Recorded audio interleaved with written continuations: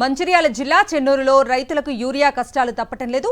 వ్యవసాయ సొసైటీ కార్యాలయం వద్ద పాదరక్షలను లైన్లో ఉంచి రైతులు పడిగాపులు కాస్తున్నారు.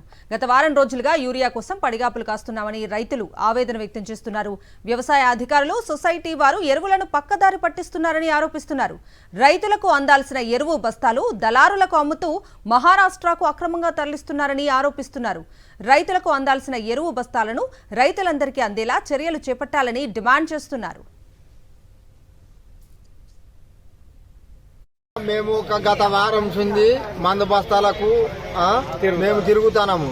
అయితే మందు బస్తాలు వచ్చినప్పుడల్లా లోడ్లు వచ్చినప్పుడల్లా పెద్ద పెద్ద అధికారులకు స్పాన్సర్ చేస్తాను. మమ్మల్ని రైతులని పట్టించుకునేటోళ్ళు ఎవరు లేరు.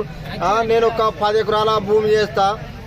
మందు బత్త వేద్దామంటే ఇప్పటి వరకు వానకాలం నుంచి ఇప్పటి వరకు ఒక మందు బత్త లేదు. మందు బత్తాల చుట్టూ తిరుగుతాను. మమ్మల్ని పట్టించుకునే నాదులు లేడు ఎవరు. ఎమ్మెల్యే గారు లేడు, ఎంపీ గారు లేరు, ఎవ్వరు లేరు. ఇవన్నీ మహారాష్ట్ర దాటిస్తాను బస్తాలన్నీ ధనాలకు అమ్ముకుంటాను. కానీ రైతులకు ఇచ్చే ఎవరు అధికారులు పట్టించుకుంటలేరు. మమ్మల్ని